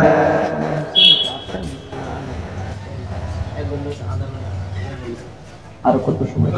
আধা ঘন্টা, ঠিক আছে, সময় হলে নিয়ে আসেন, হ্যাঁ, অসুবিধা নাই। তো দেখেন, এখন ফ্যামিলি মিটারের কয়েকটা কথা বলবো। কিছু দায়িত্ব হাজবেন্ডের থাকবে, কিছু দায়িত্ব ওয়াইফের থাকবে। স্বামীর কিছু দায়িত্ব স্ত্রীর, আর কিছু দায়িত্ব দুজনার। বুঝতে পারছেন? তো দুজনার দায়িত্ব কিছু আলোচনা করি 2-1 মিনিট। না খারাপ পাইতেছেন গো এগুলো আলোচনা? আপনারা মনে করবেন হুজুর নামাজ রোজার কথা বলা বাদ দিয়ে আপনি এগুলো কি বলতেছেন। দেখেন, দুজনের কিছু দায়িত্ব। আজকের তারিখে আমরা বিবাহ করতেছি, স্ত্রীকে অনেকে আমরা নকরানি বলি মনে করি, চলতেছে ভাই সমাজ, এটা কথা বলতে। আবার স্ত্রী ও হাজবেন্ড কি জিনিস, তার মর্যাদা, তার যেটা সম্মান, স্ত্রীও বুঝতেছে না। জবকে নবী বলে গিয়েছে, দুনিয়াতে যদি আমি মানুষ হইয়া মানুষকে সেজদা করা হুকুম করতাম, সেজদা করা জায়েজ করতাম, আবার বলছি, রিপিট, সেজদা করা কথা কিন্তু বলে নাই, যদি করতাম, আবার মনে করবেন যে হুজুর সেজদা করা জায়েজ করে দিয়া গেল, না। নবী বলছে যদি মানুষ হইয়া মানুষকে সেজদা করা যদি জায়েজ হইতো, আমি পৃথিবীর সমস্ত স্ত্রীদেরকে আমি হুকুম করতাম তারা যেন তাদের স্বামীর পায়ে সেজদা করে। সেজদা জায়েজ করে নাই, কিন্তু মুহাদ্দিসিনে কেরাম এখান থেকে নোকতা বাহির করছে যে শোনো, জায়েজ করে নাই, কিন্তু এর দ্বারা স্বামীর মর্যাদা বুঝাইছে। হে স্ত্রীর দল, তোমার নিকটে তোমার স্বামীর মর্যাদা কি, কত বড়। দুজনের দায়িত্ব নাম্বার 1 স্যাক্রিফাইস। এই মানসিকতাটা শেষ হয়ে গেছে। ভাইগুলো বলে সব দোষ ভাবির, ভাবিগুলো বলে না না সব দোষ তোমার ভাইয়ের। তাহলে মিলবে? ছাড় দাও। দোষ ছাড়া কেউ আছে? আমার দোষ নাই, স্ত্রীর দোষ নাই। এখন স্ত্রী যদি বলে যে না দোষ তো আমার নাই, সব দোষ আপনার, এখন আপনি যদি বলেন না সব দোষ তোমার, মিলবে? এই হালকা আগুন বাতাস পাইতে পাইতে পাইতে পাইতে এই আগুনটা এত বড় হয়ে যাবে, নাউজুবিল্লাহ বলি, এত বড় হয়ে যাবে। নিজে আমরা হাজবেন্ড স্বামীগুলো যে আমরা স্ত্রীকে সরি বলা যাবে না, এটা কোনো জায়গায় কিন্তু লেখা নাই। এখন আমরা যদি খালি আশা করি যে স্ত্রীগুলোই নত হোক, তারাই সরি বলে বলুক, আমরা বলবো না, না কিছু একটা হয়ে গেছে, আমরাও তো নরম হইতে পারি, যে বাদ দেন চলেন সরি আমার ভুল হয়ে গেছে, বলা যাবে না? কয় না। আরে নিজের স্ত্রীকে কিছু একটা হয়ে গেলে এটা বলা যাবে না যে বাদ দেন জি হয়েছে হয়েছে, আচ্ছা আমারে ভুল হয়েছে, বলা যাবে না? নাই? কারা কারা বলবো দেখি? পিছনে জায়গা নাই, অল্প খালি জায়গাটা পুরা করে নেই ভাইজান, খালি জায়গাটা পুরা করে নেই। বুঝতে পারছেন যুবকগুলো? আকবারে আসি ভাই প্লিজ, আকবারে আসি। পানি পড়ছে নাকি ওখানে? কাপড় দেন মুছে দিবে, পানি নাই তো, তাহলে খালি জায়গাটা পুরা, আমি কই পানি পড়ছে বোধহয়। আকবারে আসি ভাই, পিছনের গুলো আসি সম্মুখে, মাশাআল্লাহ, জি জি সুন্দর সুন্দর, আকবারে আসি। আবার গরম ধরবে গো এখানে কিছু না হয় তো। চলো আমরা সময় নাই, ধ্যান দেই। স্বামী স্ত্রী নাম্বার 1 কি? স্যাক্রিফাইস, yani ছাড় দিতে হবে দুজনে। মা বোনদেরকে বলতে হবে হ্যাঁ আমারও ভুল হইতে পারে, বাদ দেন। স্বামীদেরকেও বলতে হবে আমারও ভুল হইতে পারে, বাদ দেন। দুজনে ছাড়া করলে দেখবেন ফ্যামিলির মাধ্যমে একটা শান্তি এসে যাবে। আর যদি মা গুলো বলে না না না আমার ভুল হইতে পারে না, আমি এমন ঘরের মেয়ে নই যে আমার ভুল হবে, বলে না নাই? এমন বলে। আমার মা বাবা এমন করে আমাকে বড় করে নাই যে আমার ভুল হবে না, এরকম বলা যাবে না। নাম্বার 1 ছাড় দিতে হবে। আর যদি স্যাক্রিফাইস করা না যায়, এই আগুন লাহে লাহে বাড়বে, লাহে লাহে বাড়বে। ও বাবারা বন্ধুরা, মুসনাদে আহমদের একটা হাদিসের বর্ণনায় পাওয়া যায়, শয়তান তার মসনদটা নিয়ে একটা পানির মাধ্যমে বসে আছে, আর তার চেলাদেরকে সকালবেলা পাঠাইয়া দেয়, যাও যাও যাও, কে কে কি কি বদমাশি করতে পারো। কারণ শয়তান তো আল্লাহর কাছে ওয়াদা নিয়েছে যে আমি বানি আদমের ডান দিক দিয়ে আসব, বাম দিক দিয়ে আসব, পেছন দিক দিয়ে আসব, সম্মুখ দিয়ে আসব, চারো দিক দিয়ে এসে আমি বানি আদমকে রাস্তা ভটকাইয়া দেব। আল্লাহ তাআলা বলেছে যা, তোকে আমি পারমিশন দিয়ে দিলাম। এ শয়তান, তুই দুটা রাস্তা ভুলে গিয়েছিস, একটা হইতেছে উপর দিক আর একটা হইতেছে নিচে দিক। আমার বান্দা তোর ধোঁকায় পড়ে যদি গুনাহ করে ফেলে, একবার যদি হাতটা উঁচু করে আমার কাছে আসমানের দিকে মাফি চায়, আমি আল্লাহ তার সব গুনাহ খাতা মাফ করে দেব। সুবহানাল্লাহ বলা যাবে? বান্দা গুনাহ করে সিজদার মধ্যে চলে যাবে, সিজদায় গিয়া একবার অন্তর থেকে আমার কাছে মাফি চাবে, আমি বান্দার সব গুনাহ খাতাগুলোকে মাফ করে দিব। শয়তান চলে যায়, সবাইকে বদমাশি করায়, সন্ধ্যার আগে আবার ওই শয়তানের নিকটে চলে আসে। আসার পর শয়তান বলে তুমি কি করছো? বলে আমি ভাই ভাইয়ের মাধ্যমে মারামারি কাটাকাটি বাজায় দিয়েছিলাম, দু ভাইকে এডমিট বরপাটা হাসপাতালে করে দিয়েছি। বলে তুমি বসো। আর একজনকে বলে তুমি কি করেছো? বলে আমি 4 দোকানে সম্মুখে ইলেকশন আসতেছে, ওই ইলেকশনের কথা নিয়ে তর্ক বিতর্ক হইতে হইতে মারামারি লাগাইয়া দিয়ে দুইজনের মাথা ফাটিয়ে দেওয়াইছি। বলে তুমি বসো। এমন করে করে করে করে সবার কাছে ডাটা নেয়। লাস্ট পর্যন্ত একজন শয়তান লাহে লাহে এসে বলে ও সর্দার, আমি অনেক কিছু করতে পারি নাই, অমুক গ্রামে আমি চলে গিয়েছিলাম স্বামী স্ত্রীর মাধ্যমে। আমি স্বামী বাজার থেকে চলে আসছে, বাড়ির মাধ্যমে খানা খাইতে বসছে। খানা খাইতে বসার পর সে দস্তরখানও লাগায় নাই, বিসমিল্লাহ পড়ে নাই। আমি তার সঙ্গে বসে গিয়েছি, খানা অল্প মুখের মাধ্যমে দেওয়ার পর দেখে সবজির মাধ্যমে নিমক নাই। যখন এই সবজিতে নিমক পাই নাই, আমি তাকে একটা চিমটা মেরেছি।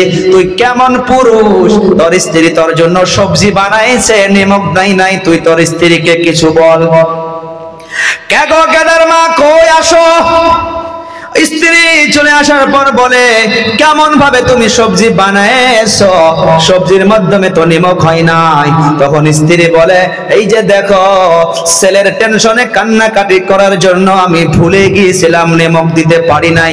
শয়তান ওই স্বামীকে আর একটা চিমটা মারলো। দেখ, তোর স্ত্রী তোর সঙ্গে কথা বলে। আরো গরম করিয়া দিল।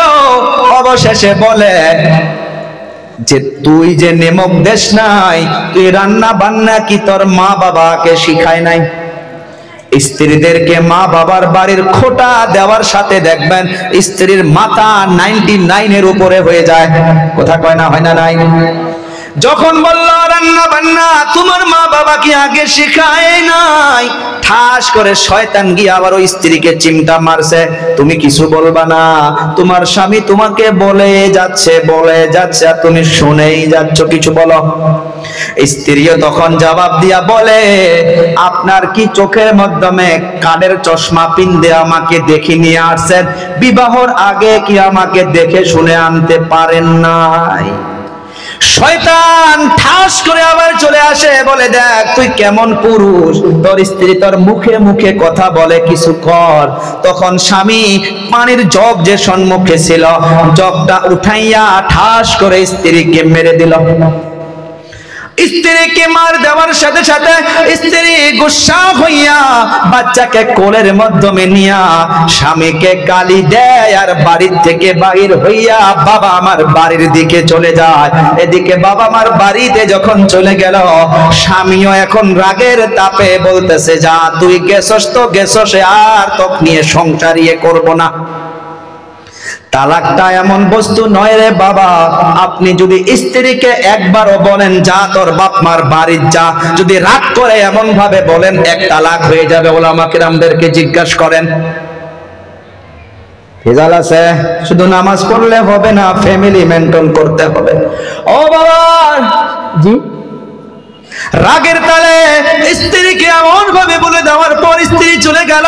এখন এই শয়তান এসে তার ছেলেকে এমন ভাবে বলল, এতটুকু বলার পর মেন শয়তানটা তাকে ঘাড়ের মাধ্যমে নিয়ে নাচানাচি শুরু করছে। অন্য শয়তানগুলো বলে, ও হুজুর বেইনসাফি হইল, দুইজনকে বরপেটা হাসপাতালে ঘুমায়া রাখছি মাথা ফাটাইয়া, আমরা তো কোনো পুরস্কার পাইলাম না। চার দোকানে মারামারি পিটনা পিটনি লাগাইয়া দিয়া দুইজনকে সিরিয়াস করে দিয়েছি, কোনো কিছুই পাইলাম না। তখন মেন শয়তান বলতেছে, রে শোনো শোনো শোনো, দুনিয়ার মাধ্যমে আমাদের কাজে হইতেছে আল্লাহ তাআলার খেলাফ যাওয়া। যে ফ্যামিলির মাধ্যমে স্বামী স্ত্রী মোহাব্বতে থাকতে পারে, ওই ফ্যামিলির মাধ্যমে আল্লাহ তাআলা দিন রাত রহমত নাজিল করতেই থাকে। সুবহানাল্লাহ বলা যাবে না? যে ফ্যামিলির মাধ্যমে স্বামী স্ত্রী মোহাব্বতে থাকে, ওই ফ্যামিলির উপরে আল্লাহ তাআলা রাজি হইয়া থাকে। আর আমাদের কাজে হইতাছে আল্লাহ যেটাতে রাজি থাকবে তার উল্টা করা। আপনারা একটা জিনিস বুঝতে পারলেন, স্বামী স্ত্রী ঝগড়া না করলে আল্লাহ তাআলা খুশি, আর স্বামী স্ত্রী ঝগড়া করলে শয়তান খুশি। সবাই একসঙ্গে জবাব দিবেন, আমি আপনি আল্লাহ তাআলার খুশি চাই নাকি শয়তানের খুশি চাই? আরো বলে কার খুশি চাই? আরো জোরে বলে কার? আল্লাহর খুশি চাইলে আজ থেকে ঝগড়াকে না বলতে হবে। কারা কারা রাজি আছে? যারা যারা আজ থেকে স্বামী স্ত্রী ঝগড়া করব না, হাত দুটা উঁচু করে আল্লাহকে দেখায় দে, আর ঝগড়া করব না। তার মানে এতদিন করছিলেন, যদি করছেন আল্লাহ মাফ করনে ওয়ালা, আজ থেকে স্বামী স্ত্রী ঝগড়া করব না। মাদেরকেও বলতেছি, আপনারা ভাববেন যে কাম হইয়া গেল, হুজুর তো আমাদের স্বামীদের কাছে ওয়াদা নিল। ও মা, আপনারাও অন্তর থেকে আল্লাহর কাছে ইরাদা করেন, স্বামীকে কষ্ট দিবেন না, স্বামীকে কষ্ট দিবেন না। আপনার স্বামীর খেদমতে আপনার জন্য জান্নাত রয়েছে। ও বাবা, নাম্বার 1 ছিল স্যাক্রিফাইস, নাম্বার 2 ঝগড়া করা যাবে না। একটা মধুর ঝগড়া হয়েছিল মা আয়েশা আর বিশ্ব নবীর মাঝখানে, শুনবেন। মা আয়েশা আর বিশ্ব নবী স্বামী স্ত্রী ছিল না নাই গো? মা আয়েশা আর বিশ্ব নবীর মাঝখানে একটা মধুর ঝগড়া হয়ে গেল। মধুর ঝগড়া হয়ে যাওয়ার পর আমার আপনার নবী মা আয়েশাকে বলে, ও আয়েশা, তুমি যখন আমার উপরে নারাজ হইয়া থাকো আমি বুঝতে পারি। স্বামী স্ত্রীকে বলতেছে, আল্লাহর নবী মা আয়েশাকে বলতে, ও আয়েশা, তুমি যখন আমার উপরে নারাজ হইয়া থাকো আমি তখন বুঝতে পারি, আর যখন আমার উপরে খুশি হইয়া থাকো সেটাও আমি বুঝতে পারি। মা আয়েশা বলে, কাইফা ইয়া রাসূলুল্লাহ, কেমন করে আপনি বুঝতে পারেন যে আমি আপনার উপরে নারাজ? কেমন করে আপনি বুঝতে পারেন যে আমি আপনার উপরে রাজি? আমার আপনার নবী বলে, রে আয়েশা, যখন তুমি আমার উপরে রাজি হইয়া থাকো, খুশি হইয়া থাকো, তখন তুমি দুআর মাধ্যমে বলো, ও মুহাম্মদের রব, আমার সব গুনাহ মাফ করে দাও। আর যখন আমার উপরে নারাজ হইয়া থাকো তখন তুমি দুআর মাধ্যমে আমার নামটা নেও না, তখন তুমি দুআর মাধ্যমে বলো, ইব্রাহিমের রব, আমার সব গুনাহ মাফ করো। মা আয়েশা চোখের পানি ছেড়ে দিয়ে বলে, ইয়া রাসূলুল্লাহ, ইয়া হাবিবাল্লাহ, জবান থেকে অল্প সময়ের জন্য নামটা আপনার চলে যাইতে পারে, অন্তর থেকে একটা সেকেন্ডের জন্য নামটা চলে যায় না। সুবহানাল্লাহ। মা আয়েশার বিশ্ব নবীর এত মুহাব্বত ছিলেন। ও বাবারা, বন্ধুরা, ওগুলো মেসেজ আজ সমাজে নিতে হবে। স্বামী স্ত্রীর মুহাব্বতের জন্য দুনিয়ার মাধ্যমে অনেকগুলো ভণ্ড মানুষ বাহির হয়েছে। স্বামী স্ত্রীর মুহাব্বতের জন্য তাবিজ দেয়। আপনারা নেন 501 টাকা। এই জিন ধরছে নাকি এদেরকে? দেখো তো।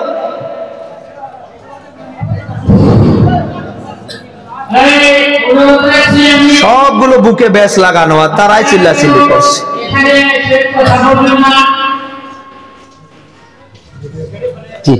যাক, আল্লাহ তাআলা তাদেরকেও বোঝা তৌফিক দেখ। অল্প ভাই, অল্প আর একবারে আসি। শোনা বাবার আমার, অল্প একবারে আসি বাবারা। আমি খুশি হয়েছি আপনারা এমন ভাবে শুনতেছেন, অনেক জায়গায় এরকম পাওয়া যায় না। আপনাদের মাথা লড়াচড়া হইতেছে না, মনোযোগরে শুনতেছেন। আল্লাহ যেন আমলের তৌফিক দেয়। জোরে বলি। এই যে পিছনের আমার ছোট বাচ্চারা, বাবারা, এই খালি জায়গা পুরা করো তো শোনা। এখন তো সোনামণি বলাও টেনশন, ওইটা ভাইরাল হয়ে যায়। একবারে আসো, হয় না? এক জায়গায় আমার মুখ থেকে বাহির হয়েছিল, এই যে শোনা বাবা, 5-7 জন বলে উঠলো, হ্যাঁ শোনা। বলে হয়েছে, আমার বলা যাবে না। কি যে হচ্ছে মিডিয়া, সবকিছুকে মজাক নিচ্ছে আজকাল, হাসি মজাক করে সবকিছু নষ্ট করে দিচ্ছে। জি জি জি, একবার ভাই, আরো একবারে আসি, 1 মিনিট জিকির করে একবারে আসি। লা ইলাহা ইল্লাল্লাহ। আপনাদেরকেও বলছি, এই যে বাবারা, আপনাদেরকেও বলছি, ওই যে 5-7 জন, হ্যাঁ হ্যাঁ হ্যাঁ, আপনাদেরকেও বলছি। মাশাআল্লাহ। এই যে লাল জ্যাকেট ছোট বাচ্চা বাবু, একবারে আসো, একবারে আসো আমার ছোট ভাইরা, একবারে আসো। সুন্দর, ঠিক আছে। দেখেন পিছনে অনেক জায়গা বাইরে হইলো, যে সময় নাই আমার, 20 মিনিট সময় বা 15 মিনিট সময় আছে, কয়েকটা পয়েন্ট শোনাইতে হবে আপনাদেরকে হুজুর আসতে আসতে। তো মা আয়েশা কি বলছিল, যে আমার জবান থেকে অল্প সময়ের জন্য নামটা চলে যাইতে পারে, বাট আমার অন্তর থেকে 1 সেকেন্ডের জন্য নামটা চলে যায় না। আমার আপনার নবী সাল্লাল্লাহু আলাইহি সাল্লাম মা আয়েশাকে এমন ভাবে মহব্বত করত, দুনিয়ার মাধ্যমে তাবিজে বাবা, তাবিজ নেওয়া লাগবে না, নবীর সুন্নাত ফ্যামিলিতে নিয়ে আসো, দেখবেন এমনি মহব্বত বৃদ্ধি হইয়া যাবে। আমার আপনার নবী কোথায় যদি চলে যাইতো, মা আয়েশাকে ডাকতো, ও হুমায়রা, উপাধি ছিল হুমায়রা। এখান থেকে মুহাদ্দিসিনে কেরাম লিখতেছে যে হাজবেন্ড নিজের স্বামী নিজের স্ত্রীকে নাম ছাড়া ভালো উপাধি দিয়া ডাকতে পারে, এইটাও হইতেছে সুন্নাত। বুঝেন নাই? দাদারা তো এখন আপনাদের বয়স গেছে, আপনারা কি ডাকবেন? আমি যুবক শ্যামকে বলবো, রে বাবা, যদি বিবাহ করে থাকেন সুন্নত মনে করে আপনি আপনার স্ত্রীকে জান বলে ডাকতে পারবেন, জানু বলে ডাকতে পারবেন, ময়না পাখি বলে ডাকতে পারবেন, আপনি কলিজার টুকরা বলে ডাকতে পারবেন। এইটা আমার আপনার নবী মা আয়েশার নাম ছিল আয়েশা, ডাকতো হুমায়রা করে, চেহারাটা লালের মতো ছিল সেই জন্য হুমায়রা করে ডাকতো। আপনি আপনার স্ত্রীকে ভালো ভালো উপাধি দিয়ে ডাকতে পারবেন। ও বাবা, যিনারা বিবাহ করেন নাই তাদের জন্য নয়, তাদের জন্য নয়, আপনি আপনার গার্লফ্রেন্ডের নামে মোবাইলে সেভ করে রাখছেন মাই হার্ট। কথা কয় না, আছে না নাই? 100 যুবককে দাঁড় করাইয়া দাও, আমি বলবো 99.5% এর ছেলের মোবাইলে গার্লফ্রেন্ডের নামে জান, কলিজা, হার্ট, অমুক তমুক লাভের চিন দিয়া বাড়ায়, আছে না নাই? বলবেন হুজুর আপনি কেমন করে জানেন? আমি অনেক তাজরবা করেছি। এ বাবা, বিবাহর আগে রাখা যাবে না, বিবাহ করুন, বিবাহ করার পর স্ত্রীকে জান বলে ডাকেন, সুন্নত হইয়া যাবে, সওয়াব আছে না নাই? আর আগে যতই বিবাহর আগে যতইবার জান করে ডাকবেন আপনার গার্লফ্রেন্ডকে, ততইবার জুবানের জিনা হবে। কথা কোন ঠিক না বেঠিক?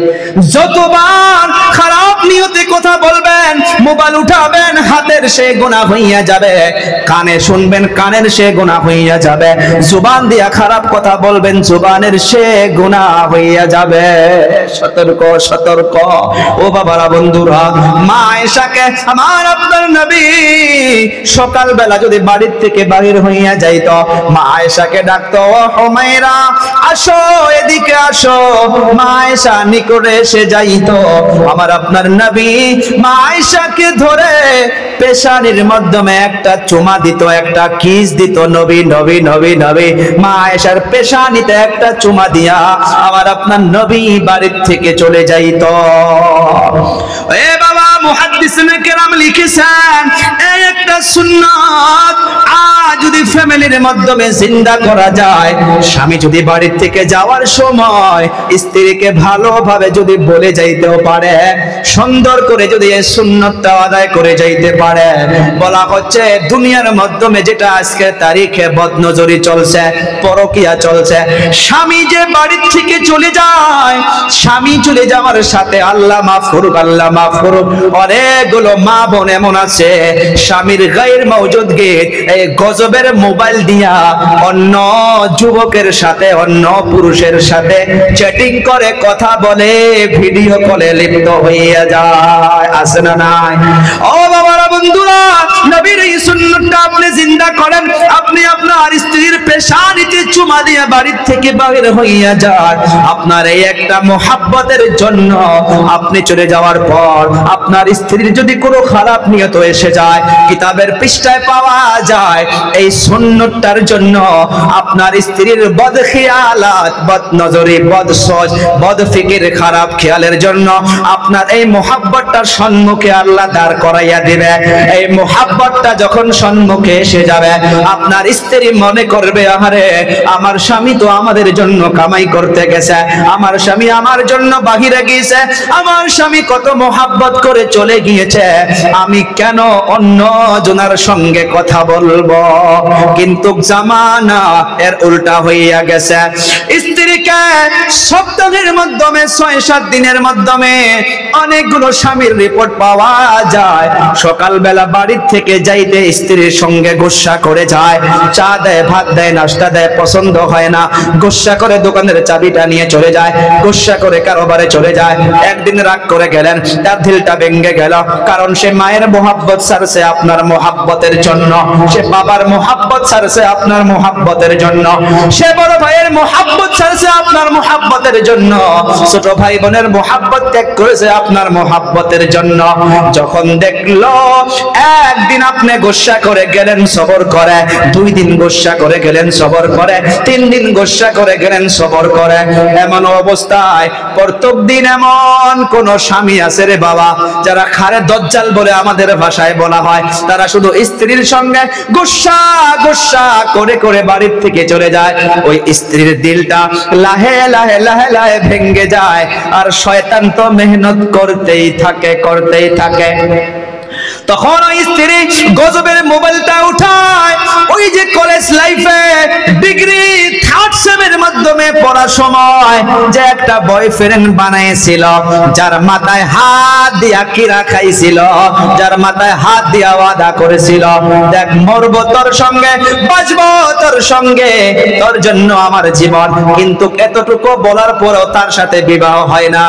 এখন এই স্বামী গুসা করতে করতে স্ত্রীর অন্তরটা ভেঙে যাওয়ার পর মোবাইলটা উঠাইয়া ওই আগের বয়ফ্রেন্ডকে ফোন মারে। ফোন মারার পর ফোনটা রিসিভ করার সাথে কান্না শুরু করে, বলে আর বাদ দেন, জীবনটা শেষ হইয়া গেল।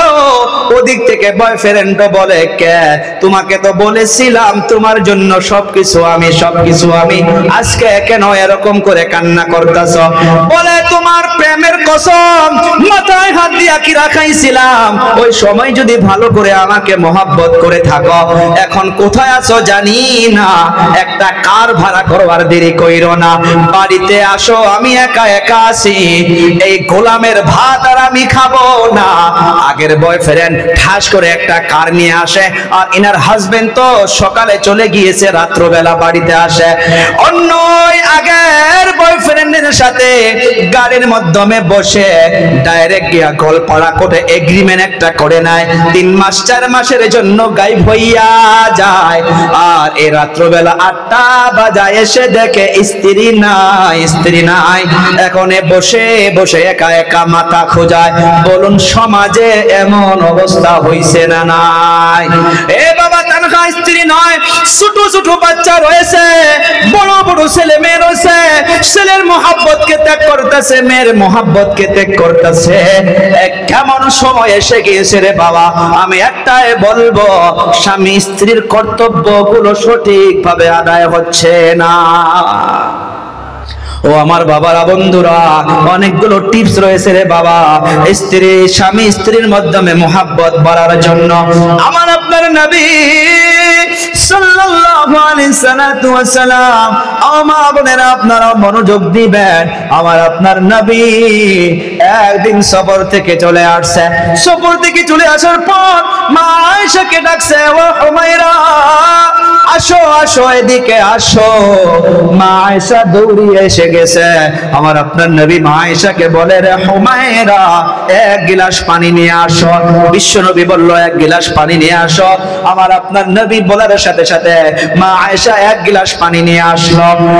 1 গিলাস পানি আনার পর আমার আপনার নবী মা আয়েশাকে বলতেছে, ও আয়েশা, ও হুমায়রা, তুমি আগে পান করো। মা আয়েশা বলে, ও হুজুর, আপনি পিপাসিত, আপনি আগে পান করেন। নবী বলে, না, তুমি পান করো। আয়েশা বলে, না, আপনি করেন। এমন অবস্থায় জোর করার জন্য মা আয়েশা ওই গিলাস দিয়ে পানি পান করা শুরু করলো। আদা পানি যখন পান হইয়া গেল, আমার আপনার নবী ঠাস করে গিলাসটা ধরলো। ধরার পর আদা পানি যে রয়েছে, আমার আপনার নবী মা আয়েশাকে দেখতেছে। মা আয়েশা গিলাসের কোন জায়গায় ঠোঁট লাগাইয়া পানি পান করছে, সুবহানাল্লাহ বলা যাবে না। আমার আপনার নবী মা আয়েশাকে প্রশ্ন করে, তোমার ঠোঁট মোবারক গিলাসের কোন জায়গায় লাগছে? বলে, এই জায়গায়। আমার আপনার নবী মা আয়েশার সম্মুখে ওই জায়গার